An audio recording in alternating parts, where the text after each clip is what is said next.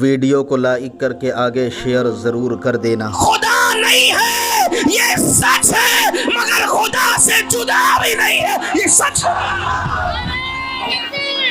نعرہ تکبیر، نعرہ رسالت، علماء اہل سنت۔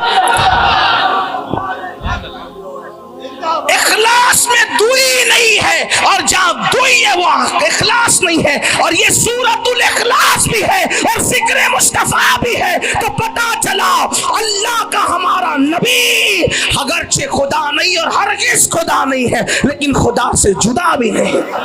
ذکر خدا جو ان سے جدا چاہو نجدیو، واللہ ذکر حق نہیں کنجی سکر کی ہے۔ دیکھا اس قدر اللہ محبوب کا ذکر کرتا ہے، لیکن آپ سے پوچھتا ہوں جنت اتنی خوبصورت ہے تو مالک جنت کتنا خوبصورت ہوگا، اور مالک جنت محمد رسول اللہ اتنے خوبصورت ہے تو خالق جنت کے حسن کا عالم کیا ہوگا۔ مولانا جمیل الرحمان کہتے کیا حسن ہے اے سید ابرار تمہارا، مولانا جمیل الرحمان کہتے کیا حسن ہے اے سید ابرار تمہارا، اللہ بھی ہے طالب دیدار تمہارا، اور کیوں دید کے مشتاق نہ ہو حضرت یوسف، اللہ کا دیدار ہے دیدار تمہارا۔ کیا حسن جمال ہے حضور علیہ السلام کا، کیا کمال ہے۔ تو آپ اندازہ فرمائیں کہ جنت اتنی خوبصورت ہے کہ ادریس علیہ السلام گئے واپس نہیں آئے، وہ جنت ملے گی۔ آج ہر آدمی ٹھیکیدار بنا ہے کہ مجھے ملے گی، قرآن کہتا ہے ملے گی کس کو؟ تو قرآن کہتا ہے ان تجتنبوا کبائر ما تنہون عنہ، اگر تم بڑے گناہوں سے بچو، گناہ کبیرہ سے بچو جو تمہارے لیے منع کر دی گئے۔ کس سے بچنا ہے؟ توجہ کریں، ایمان اور عقیدہ اگر سلامت ہے ایک ہی کنڈیشن پہ جنت ملنی ہے، کیا؟ گناہ کبیرہ سے بچو جو تم پر منع کر دیے گئے ہیں۔ پھر کیا کہا؟ وَنُكَفِّرْ عَنْكُمْ سَيِّئَاتِكُمْ، بڑے گناہوں سے تم بچو گے، اس کے بعد کے سارے گناہ تو ہم یوں ہی معاف کر دیں گے۔ اگر کبیرہ سے بچو گے دوسرے ہم خود ہی معاف کر دیں گے۔ اور پھر کیا وعدہ کیا؟ وَنُدْخِلْكُمْ مدخلاً کریما، اور ہم تمہیں عزت کے ٹھکانے کی جگہ یعنی جنت میں داخل فرما دیں گے۔ جنت کس کو ملے گی؟ گناہ کبیرہ سے بچنے والوں کو۔ اور گناہ کبیرہ کیا ہے؟ اور قرآن نے کیا کہا؟ وَنُدْخِلْكُمْ مُدْخَلًا كَرِيمًا، عزت کے ٹھکانے میں، عزت کے مقام پہ داخل کریں جسے جنت کے۔ اور یاد رکھنا اللہ جہاں ڈراتا ہے، توجہ کرنا قرآن کا نظم یہ بھی، جہاں اللہ ڈراتا ہے جس کو وعید کہتے ہیں، وہ سزا دے گا یا نہیں دے گا، اس میں دو چیزیں ہیں۔ توجہ ہے آپ کی، یہی خاص بات ہے۔ اگر اللہ ڈرائے کہ ہم جہنم میں ڈالیں گے تو اس میں دو چیزیں، وہ ڈالے گا بھی نہیں بھی ڈالے گا۔ کیوں؟ کیونکہ وعید ہے۔ وعید بیان کر کے اس کو مکمل نہ کرنا یہ کرم ہے۔ توجہ، وعید مثال کے طور پہ باپ بچے کا اسکول نہیں جائے گا تو ماروں گا، لیکن اگر وہ مارے تو اس نے عدل کیا، اور اگر نہیں مارے تو اس نے کرم کیا۔ یہ جھوٹ نہیں ہوگا۔ کیوں؟ کیونکہ اس نے وعید کی، ڈرایا۔ تو جہاں جہاں وعید ہے وہاں دو احتمال ہے، کیا؟ یا تو سزا ملے گی یا تو معاف کرے گا، یہ۔ لیکن جہاں وعدہ کرتا ہے وہاں ایک ہی کنڈیشن ہے کہ جو وعدہ کیا ہے ان اللہ لا یخلف المیعاد، اس کا وعدہ غلط نہیں ہو سکتا۔ تو اب کیا معنی بن رہے آیت کے؟ وَنُدْخِلْكُمْ مُدْخَلًا كَرِيمًا، یہ وعدہ ہے، وعدہ۔ وعید میں دو چیزیں، یا تو ہوگا یا تو نہیں ہوگا۔ اگر سزا دے تو عدل ہے، معاف کر دے تو کرم ہے۔ اور حالانکہ وہ خود کہتا ہے حدیث قدسی میں سبقت رحمتی علی غضبی، کہ میری رحمت میرے غضب پہ سبقت لے گئی ہے، یعنی کہ وہاں تو تم کرم ہی کرم کا جلوہ دیکھو گے۔ مگر وہ وعدے کے خلاف نہیں کرے گا تو اعلان کیا جاتا ہے اگر تم گناہ کبیرہ سے بچو گے تو ہم تمہیں عزت کے ٹھکانے جنت میں داخل کریں گے۔ یہ اللہ کا وعدہ ہے۔ گناہ کبیرہ سے دنیا میں بچتے چلے جاؤ اور جنت کی راہ کے مسافر بنتے چلے جاؤ۔ صحابہ کرام نے پوچھا یا رسول اللہ گناہ کبیرہ کیا ہے، یعنی بڑے گناہ کیا ہے؟ تو پہلے سن لے، صغیرہ کبیرہ یہ تو محققین فقہا نے بیان کیے ہیں، لیکن حقیقت میں کوئی گناہ چھوٹا نہیں ہے۔ اسی لیے کسی किसी गुनाह को छोटा समझकर कभी ना किया जाए। किसी बड़े मुफक्किर ने कहा था, ठोकर हमेशा छोटे पत्थरों से लगती है, बड़े पहाड़ों से ठोकर नहीं लगा करती। इसलिए किसी गुनाह को हकीर समझकर, किसी गुनाह को छोटा समझकर नहीं किया जाए। इसलिए कि याद रखना, अल्लाह किस पर पकड़ कर ले, अल्लाह पाक किस पर पकड़ कर ले, इसकी कोई गारंटी नहीं है। इस सिलसिले में एक वाकया सूफिया बयान करते हैं। एक मर्तबा का वाकया है, अल्लाह अकबर। हुआ क्या है, अल्लाह अल्लाह, एक बुजुर्ग थे 70 साल तक, जिनों का हाल ये था, दिन को रोजा रखा, रातों को इबादत की। जब इंतकाल हो गया तो मौत के बाद किसी ने ख्वाब में देखकर पूछा, हजरत अल्लाह ने आपके साथ क्या मामला किया? तो बुजुर्ग फरमाते हैं, अभी तक बख्शिश नहीं हुई, अभी तक मगफिरत नहीं हुई। थोड़ा सा खूगरे हमद से थोड़ा सा गिला भी सुन लो। आज हम क्या सोचते हैं, जो नमाज पढ़ते पढ़ते मरा यकीनन जन्नत में जाएगा। हाँ, जो तिलावत करते करते मरा यकीनन जन्नत में जाएगा। रोजे की हालत में मरा यकीनन जन्नत में जाएगा। याद रखना, जन्नत में जाने के आसार है, लेकिन वो गैरत वाला खुदा पता नहीं क्या फैसला करे। याद रखिए, बड़े बड़े इबादत गुजारों को मगफिरत के बगैर रोक दिया गया है। बेशुमार वाक़ियात है।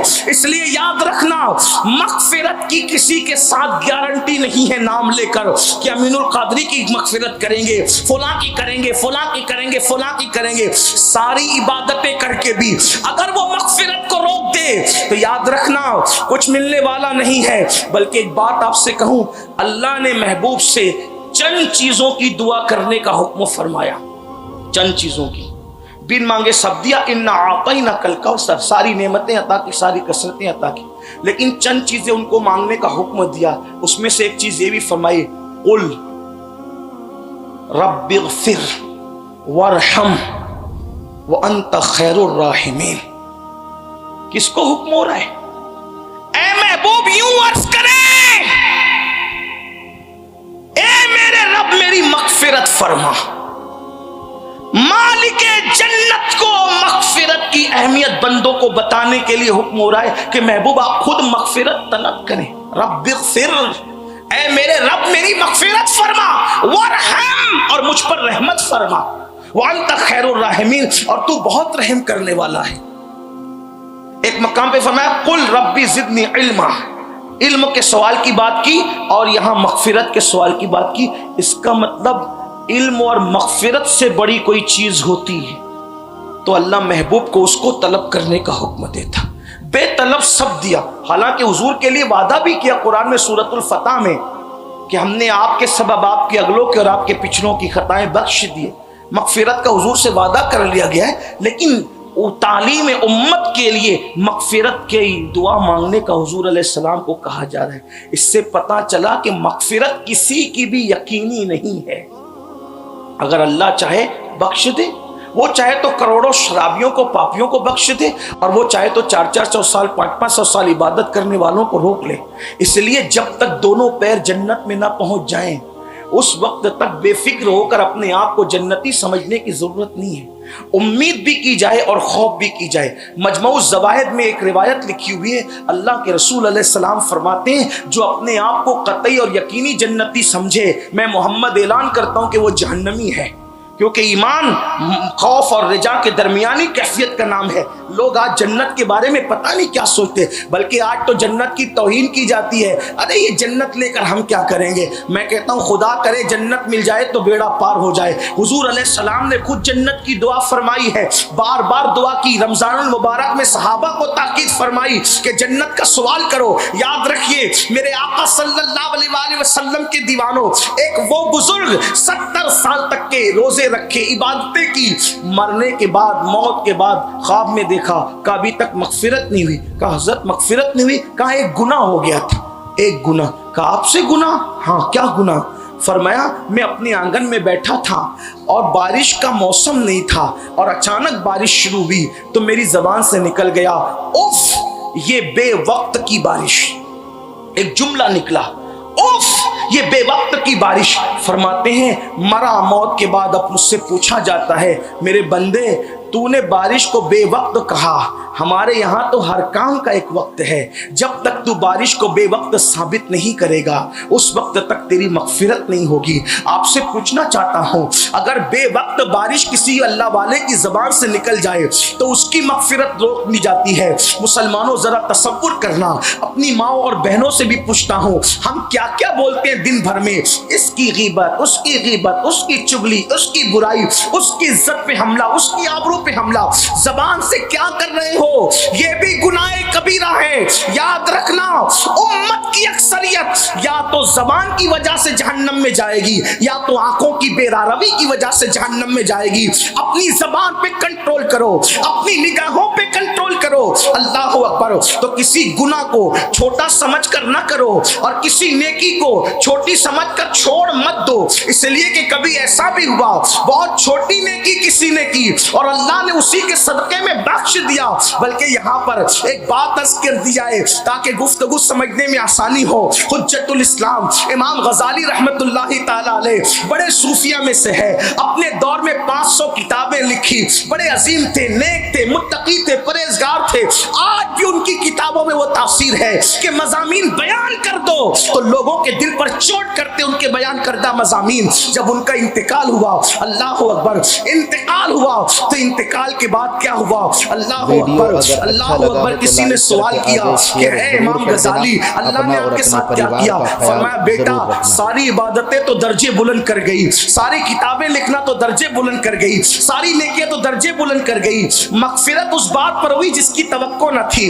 ایک بہت چھوٹی سی نیکی کی وجہ سے مغفرت ہوئی۔ کہا وہ کیسے؟ کہا کہ ایک دن میں کتاب لکھ رہا تھا، کتاب لکھتے لکھتے میرے کاغذ پر اللہ اکبر ایک چوٹی آئی جس کے منہ میں دانا تھا اور وہ دانا لے کر کے چل رہی تھی۔ میں نے سوچا غزالی اٹھا قلم اور دبا دے اس چوٹی کو، تو میں نے قلم اٹھایا چوٹی کو دبانے کے لیے، لیکن فوراً خیال آیا غزالی ایک ننھی سی چوٹی کو مار کر تجھے ملنا کیا ہے، ایک کمزور سی چوٹی کو مار کر تجھے ملنا کیا ہے، یہ اللہ کی مخلوق ہے۔ میں نے سوچا چلو نہیں مارتے، پھونک دیتے ہیں۔ جیسے ہی پھونکنا چاہا تو دل میں خیال آیا کتنی محنتوں کے بعد یہ چوٹی کے منہ میں دانا آیا ہوگا، کتنی محنتوں سے اس نے ڈھونڈا ہوگا، تو پھونک دے گا چوٹی الگ جائے گی، دانا الگ جائے گا۔ ایک مخلوق خدا کے منہ سے دانا چھیننے کا وبال اپنے سر نہ لو غزالی۔ میں نے نہ پھونکا نہ قلم اٹھا کر کے اس کو مارا، قلم رکھ دیا، انتظار کرنے لگا۔ چوٹی گزرتی رہی، گزرتی رہی، گزرتی رہی، حتیٰ کہ چوٹی گزر گئی۔ اتنے دیر تک میں اپنے کام میں مصروف نہ رہا اور وہ چوٹی کو میں نے گزرنے دیا، بس اتنا ہی تھا۔ میرے اللہ کی بارگاہ میں پہنچا تو رب نے فرمایا غزالی میری مخلوق کمزور تھی اور تو نے ویڈیو کو لائک کر کے آگے شیئر ضرور کر دینا۔